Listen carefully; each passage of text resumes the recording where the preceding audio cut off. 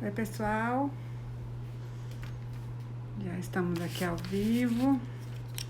Hoje a nossa live é sobre microbiota. Oi, quem for entrando vai me falando se por acaso a conexão e a minha voz estão dando para ouvir, certo? Você tá me contando aí. Ei, Ana Beatriz. Vão me contando se vocês estão me ouvindo bem ou se eu preciso pegar meu fone, tá bom? Parece que normalmente é melhor eu não ter fone, porque... Oi, Priscila. Tá boa? Então, vou esperar um pouquinho mais de pessoas entrar pra eu... Tá dando pra ouvir, Priscila?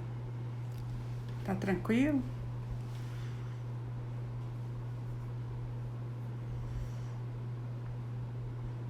Oi, boa noite. Então, hoje a gente vai... Ah, que bom, que bom. Então, vou começar. Hoje a gente vai falar sobre um tema bem atual, bem desafiador, na verdade, que é sobre microbiota, né? E isso inclui também falar sobre... Ei, pessoal, ei, Rayane.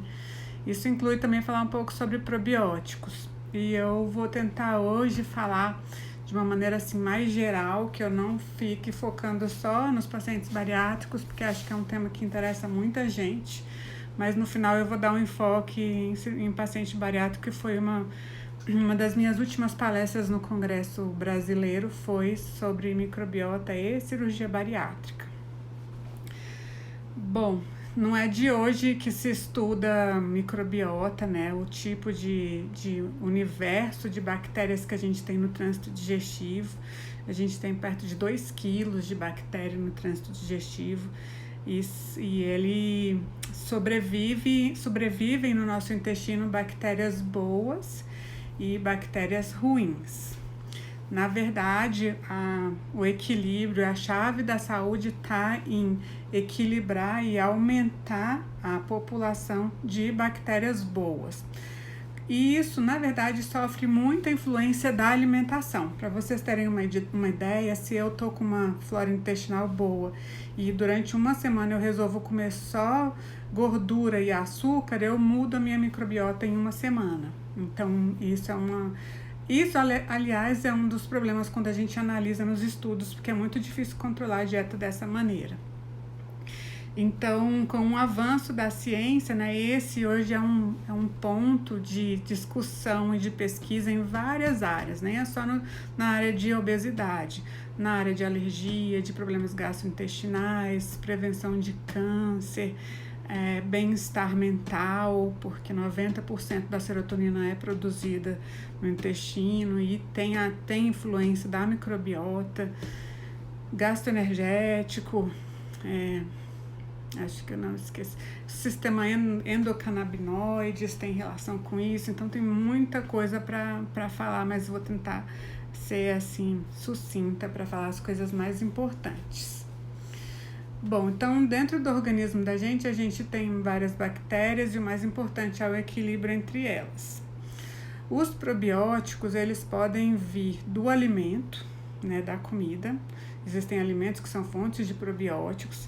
Eles podem vir do suplemento, que são cápsulas, né, e eles podem ser, as bactérias boas podem ser alimentadas pela dieta, ou seja, se eu faço uma alimentação rica em fibra, em alguns tipos de alimento que são fontes de energia para as bactérias boas, eu favoreço uma flora intestinal boa. Então, existem essas 3 maneiras de, digamos assim, receber probióticos ou modificar a flora através desses bichinhos bons, né? Falando sobre tipos de probióticos mais comuns, são os lactobacilos e as bifidobactérias. E dentre eles tem vários tipos de subtipos, né, de gêneros de bactérias. E existem estudos já com os tipos diferentes e o efeito que essas bactérias têm. Então, Os estudos mostram que alguns tipos de lactobacilos agem protegendo contra câncer, alguns tipos de bifidobactéria agem na defesa imunológica. Então, esses estudos, apesar de iniciais, eles são bem aceitos. O que existe na literatura é o seguinte: não tem como fazer, não houve ainda um estudo que conseguisse fazer uma correlação de causa e efeito, né? Então, eu tomei durante um tempo e eu tive esse efeito. Fora alguns estudos a curto prazo com disbiose, mais relacionado com o trato gastrointestinal, com outras coisas, a gente tem assim um estudo longitudinal, um utilizou, o outro utilizou placebo, e o que utilizou aquelas bactérias teve um efeito positivo, né? Então isso já existe. E existem muitos estudos em animais. É só para dizer assim, é uma área que está crescendo, a gente ainda não tem assim tanta evidência forte para falar sobre tudo isso. As bactérias que são da família dos lactobacilos ajudam na digestão do leite, criam um ambiente ácido, e esse ambiente ácido, quando você recebe esses lactobacilos, esse ambiente ácido favorece que cresçam mais bactérias boas. Então, isso protege o intestino daquelas bactérias patogênicas que fazem mal, né? Favorece, o pH favorece. E isso também favorece aumentar o número de lactobacilos também. As bifidobactérias estão bem relacionadas mais com a parte imunológica, né? E existem diferentes funções. Eu pensei em depois fazer um post pequenininho com um resumo dessas coisas, que isso é bem complexo. Pensei em 2 coisas, depois vocês me falam se vocês querem. Fazer um resumo dessas bactérias e os efeitos, né, dos probióticos, os efeitos, e um destaque com os trabalhos mais importantes, porque eu acho que tem muita coisa e eu queria passar muita coisa, e acho que rápido assim vai ficar difícil depois de lembrar o que eu falei, né? Eu vou botar um quadrinho de sugestões e aí vocês me digam assim, o que vocês acham que mais vai ajudar. Bom, um outro ponto que eu queria tocar era que a gente tem a tendência de achar que probióticos a gente precisa de ingerir do suplemento, né? Todo mundo precisa de suplemento. Pois eu preciso organizar isso cada live é uma aula, eu preciso organizar isso às vezes em materiais. Eu vou começar com essa de microbiota, porque hoje eu vi que tem muito consenso e muita coisa importante, sabe? Então, quando a gente fala de probiótico, todo mundo já pensa em tomar uma cápsula. Esse foi um dos mercados americanos que mais cresceu em 2017, sabe? O número de pessoas que comprou, né, foi um número gigantesco de pessoas que comprou probiótico. É uma área que vem vendendo muito, então se investe muito nisso. Mas também a gente pode manter essa flora saudável utilizando alimentos fermentados, né? Então, do tipo kombucha ou kombucha, iogurte, kefir, e até, assim, esses queijos que não foram esquentados, assim, que são mais maduros, tipo queijo Gouda, também é fonte de probiótico, né? E eu vou fazer, então, um post mostrando nos alimentos como aumentar. E, na verdade, disse, assim, que tem que ter mais de 5 bilhões. Existem outros estudos que, quando é para tratar a doença intestinal, tem que ter mais de 10 bilhões. Outras pessoas falam 20 bilhões. Para outras doenças, até chega-se a 100 bilhões. Então, mas vamos falar de uma pessoa normal, né? Tipo eu, né? Silvia, quero manter a minha flora intestinal normal, né? Boa, do bem. Biomassa de banana verde é um prebiótico, é um alimento, né, das bactérias boas. Isso também é interessante. Então, vamos falar assim, eu quero manter a minha flora intestinal normal. Eu não tenho nada digestivo, eu tô bem. Eu preciso ficar tomando uma cápsula de probiótico todo dia? Tem épocas que eu tomo e tem épocas que eu acho que eu tenho que parar, né? Quando a minha dieta tá muito pobre, né, que eu sei em vegetais, prebióticos, etc., é um suplemento que eu utilizo. Mas quando eu consigo controlar mais a minha dieta, eu estou numa fase melhor, assim, digamos assim, menos estresse, né? Então, se você incluir, por exemplo, uma porção de iogurte todo dia, outro dia você toma um kombucha, outro dia você come esses queijos mais maturados, E aí Missou é fonte de probiótico e diz que tem assim, alguns têm 3 bilhões, outros 2 bilhões, outros 5 bilhões, então já existem estudos mostrando quanto tem, porque na verdade a gente acabava usando mais pílula porque controlava o número de unidades formadoras de colônia que tem lá, né, que é esses 5 bilhões, 10 bilhões, né?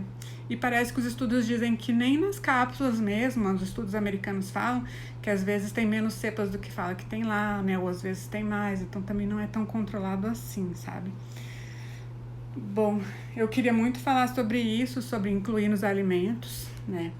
Aí vamos falar outra coisa. Vamos pensar que eu comecei a tomar um probiótico, resolvi tomar um probiótico pro sistema digestivo, só para eu ficar melhor. Diz que quando é assim não precisa ser muitos bilhões, né? Diz que em torno de 5 a 10 bilhões já tá bom. Mas eu resolvo fazer uma dieta cheia de gordura, né? Cheia de açúcar. No fundo, isso não vai resolver muita coisa, porque ao passo que eu forneço bactérias boas, eu alimento também as bactérias ruins com essa dieta. Então, na verdade, só usar probiótico também não melhora a microbiota. Bom, já falei dos efeitos, então na alergia, artrite reumatoide, tem estudos falando, ansiedade, depressão, tem muita coisa sobre isso. Na verdade, eu fiz uma revisão grande sobre isso. E tem bastante coisa, e quando a gente fala ansiedade, depressão e microbiota, também tem que falar da dieta, que também tem um efeito inflamatório grande. Se não modificar a dieta, não adianta utilizar probiótico por muito tempo para melhorar, digamos assim, a produção de serotonina e de substâncias relacionadas ao bem-estar. Bom, ação, o que mais? Para proteger o intestino das bactérias patogênicas, e aí eu vou dar uma opinião, na verdade, minha sobre os pacientes bariátricos, né? Como muda o pH do trato intestinal, né? Tanto o sleeve quanto o bypass mais, não tem ácido, né? Então, o paciente ele fica mais suscetível a infecções intestinais. Por quê? Porque o ácido é uma proteção, né? Ele diminui, né? Ele é um pH ácido, ele é menos favorável ao crescimento das bactérias patogênicas. Então, como não tem muito esse ácido do estômago, maior risco de ter diarreia com algum alimento que não esteja bem preparado, né? Ou contaminado e tudo. Então, o uso de probióticos, às vezes, ajuda a proteger contra isso. Já tive muito paciente que quando viaja, chega às férias e vai para esses resorts, tipo all inclusive, que vai comer comida tipo self-service, né, com risco maior de contaminação, fica bem doente com doença gastrointestinal. Então, talvez uma dica seria utilizar antes, né, para melhorar, fortalecer as bactérias boas, porque as bactérias boas produzem um pH saudável para as boas, e as bactérias boas, elas não deixam as bactérias ruins crescerem. Então, essa é uma estratégia que eu pensei estudando essas coisas que eu queria dividir com vocês. Bom, agora falando sobre... Eu tenho que ficar olhando a hora, senão eu fico falando muito. Agora falando um pouco sobre obesidade e cirurgia bariátrica, né? Então, tem bastante estudo, é uma área que se pesquisa muito, porque tem muitos dados. O que se sabe é que os pacientes obesos portadores de obesidade, eles têm uma quantidade maior de um tipo de bactéria que chama Firmicutes e menos de um tipo de bactéria que chama Bacteroidetes. Então, o que acontece? Parece que depois da cirurgia, né, bypass, inclusive sleeve, tem uma modificação dessa flora intestinal, da proporção, né? Então, diminuem os firmicutes e aumentam os bacteroidetes, e parece que a flora intestinal do paciente bariátrico fica mais parecido com o de uma pessoa magra, né? Esses estudos mostram isso. E aí eu fiquei pensando assim, porque tem muitos estudos que falam assim, não, isso acontece com 3 meses, 6 meses e 12 meses. Eu me preocupo muito com pacientes de longo prazo, 10 anos, 9 anos. Parece que também com pacientes de 9 anos, é um estudo que saiu em junho agora, um mês, né? Mostrou isso, vou botar lá depois nos trabalhos de destaque, né? que também que modifica também. No fundo, eu acho que tudo isso vai depender um pouco da alimentação do paciente, sabe? Eu acho que no começo favorece, alguns estudos, isso não é consenso, mostram assim, que nos primeiros 2 anos tem uma modificação grande. E o que eu penso é a oportunidade do paciente modificar um pouco a dieta. Se por acaso voltar a ingerir alimentos, isso é uma hipótese minha, não tem estudo falando isso, tá? Mas como nem todos os estudos falaram que se mantém essa modificação na flora intestinal a longo prazo, eu acho que se o paciente realmente incluir alimentos saudáveis e alimentar uma flora saudável, porque foi a oportunidade que ele teve, modificou a flora intestinal. E se ele souber manter isso, eu acho que é um dos fatores que tem relação com o peso saudável. Eu terminei meu pós-doutorado agora e uma parte do meu pós-doutorado é analisar a microbiota de 3 populações, pré-operatório, pós-peso saudável e pós-reganho. Mas eu ainda essa fase ainda está em análise. Depois eu divido com vocês assim que eu tiver os resultados. Bom, o que mais sobre isso? Essa mudança na flora intestinal melhora muito a parte metabólica do paciente. Existem estudos que mostram que a flora intestinal mais relacionada à obesidade, ela facilita, essas bactérias, elas retiram energia até, por exemplo, do alface, que normalmente a pessoa não retiraria energia. Então, tira energia de alimentos que normalmente a gente não aproveitaria. Há uma grande produção de ácidos graxos de cadeia curta e isso aumenta a inflamação, aumenta a fome, diminui hormônios que dão saciedade. Então, essa mudança na flora intestinal do paciente bariátrico favorece muito com que ele consiga manter o peso depois, porque tem um impacto na parte hormonal. E, no fundo, é uma simbiose. Por quê? Porque a flora intestinal muda e tem efeito metabólico, e o efeito metabólico bom também tem ação na flora intestinal. Então, acho que existe uma sinergia entre essas duas coisas. Um outro ponto que também muda no paciente bariátrico, principalmente no bypass, que a gente tem o estômago pequenininho, a gente tem aquela alça exclusa. Nessa alça exclusa, que é onde vem, a gente chama de alça biliopancreática, onde cai a bile. Essa bile, primeiro, ela cai no intestino sem competir com o alimento, então ela é bem absorvida, né? Então tem um fluxo intenso de bile para a corrente sanguínea e isso ativa alguns receptores relacionados ao gasto energético, que é outro assunto. Mas essa alça intestinal recebendo bile, ela se altera a microbiota, né? Então essa bile chegando no intestino lá embaixo, muda também a microbiota. Como que muda? Quando essa bile chega no intestino, ele fermenta, produz alguns ácidos graxos que produzem substâncias boas, né? Aumenta, por exemplo, GLP-1 e aumenta também uma substância que chama GLP-2, que é um hormônio dentro do enterócito, da célula do intestino, e ele melhora a integridade da célula. Então, os enterócitos vão ficar mais unidos, vai ter menos espaço, então menos chance de ter inflamação, infecção, né? Até desbiose também. E aumenta também as vilosidades e a altura das vilosidades do intestino. Então, o intestino fica com a velocidade mais alta.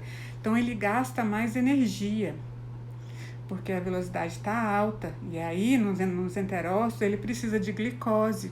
Então, ele usa mais glicose. Então, sobra menos glicose para a pessoa absorver.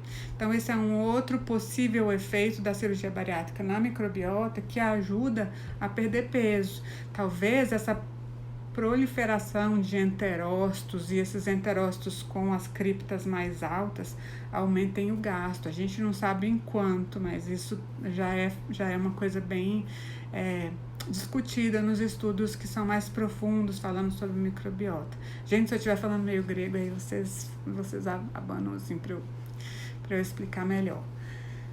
Bom, o que mais? Há um outro ponto que esse é consenso. Então, vamos pensar o paciente bariátrico, ele fez cirurgia e ele tá, 6 meses, 3 meses, 1 ano, ele começa a ter sintomas digestivos, né? Começa a queixar de dor no abdômen, tudo que come não sabe direito que, né? Obrigada, gente. Não sabe direito o que está fazendo mal, o intestino na hora está preso, na hora está solto, muda completamente o intestino, a gente começa a queixar, a gente chama isso de desbiose. Isso pode ser uma alteração meio desordenada da flora intestinal, que a gente não controla tudo. E nesses casos é consenso que utilizar probiótico melhora. Teve um estudo bem controlado que fez randomizado e tudo. Então, assim, as pessoas que utilizaram o probiótico não sabiam que estavam usando probiótico. E esse grupo foi o que melhorou. Utilizou, se não me engano, por 3 ou 4 meses e eles avaliaram os pacientes até 1 ano e os pacientes continuaram bem mesmo depois que tirou o probiótico. Então, essa é uma rotina que eu utilizo hoje com os pacientes que têm essas queixas, né? Eu utilizo durante um tempo e depois eu retiro, assim, pedindo para o paciente fazer uma alimentação mais saudável. Tem uma pergunta. Sim, eu vou deixar nos stories, vou tentar não deixar ela passar muito de meia hora, senão depois eu não consigo colocar no IGTV. Aí vou tentar colocar no IGTV, vou salvar, tá bom? E aí depois eu vou botar umas figurinhas e vocês me dão umas ideias do que vocês querem. Vocês querem os resuminhos, vocês querem os trabalhos, vocês querem os dois. Eu vou organizar o Instagram para vocês. Bom, então, continuando falando sobre os pacientes bariátricos, então para a disbiose, isso é um consenso que se deve usar com os pacientes bariátricos com dor intestinal. Eu já vou falar a sua, de Carvalho. Eu já respondo o seu, a diferença. Júlia, eu já falo a diferença do pré pro probiótico. Mas o que eu queria dizer, assim, os pacientes que fizeram derivação biliopancreática, essas cirurgias que tem mais, ou um outro problema que eles podem queixar, o odor, né, dos gases ou das fezes, às vezes modifica, o probiótico também ajuda, né, isso às vezes é o tipo de população bacteriana. Bom, vou responder algumas perguntas rápidas, assim, para não perder, né, probiótico só manipulado, não, também tem em farmácia, né. Aí por isso que é bom você ter auxílio de um profissional para saber exatamente qual seria a utilidade para você e qual seria o melhor tipo, né? Então hoje já tem muitos, tem em farmácia e também tem manipulado, depende do que você quer. Tem uns específicos, por exemplo, para a parte imunológica, tem os específicos para a parte digestiva, né? Tem os específicos para quem quer só manter uma flora intestinal saudável. Eu vou responder diferença entre pré e probiótico. Prebiótico é o alimento para a flora intestinal saudável. Então, assim, quando você ingere, por exemplo, alho, é fonte de prebiótico. Fruto oligosacarídeo, que a gente prescreve muito, chama FOS, é um prebiótico, é um alimento para o intestino, para as bactérias saudáveis. Cebola, aipo, tem uma série de alimentos que são prebióticos, né? Aí não é a bactéria em si, é o alimento da bactéria. Outro estudo em paciente bariátrico também foi um estudo até brasileiro. Eles utilizaram prebiótico, fruto oligosacarídeo, 6 gramas por dia com pacientes com recidiva da obesidade. Os pacientes perderam peso. Então, esse estudo foi bom, porque é uma maneira natural de ajudar na perda de peso. Deixa eu ver se eu tenho mais perguntas. Beijos, Júlia. Que mais? Se vocês tiverem mais perguntas, pode falar, gente. Mas eu vou tentar não estender muito, porque fica muito longo, aí depois vocês não vão querer ver, porque aí vocês ficam achando que tá longe, que tá longo. Bom, é isso. Eu tenho um outro consenso, tenho vários consensos que eu peguei. Um é só falando assim, problemas digestivos, quais as bactérias que a gente deve usar, a quantidade e o nível de evidência, sabe? Esse é um dos estudos que eu achei assim, mais práticos pra gente. E o que mais? Bom, para manter, vamos pensar assim, sem tomar probiótico, né? Para manter uma flora intestinal saudável, é tentar incluir um desses alimentos que tem probiótico todos os dias. Então, um dia toma kombucha, outro dia usa kefir, no outro dia você toma iogurte, no outro dia como um queijo Gouda. Das cepas, eu coloco. Eu vou fazer um storyzinhos com os destaques É porque eu tenho estudado muito isso, que é uma parte do meu pós-doc, né? Então eu vou fazer uns destaques com os artigos que eu achei que são mais interessantes.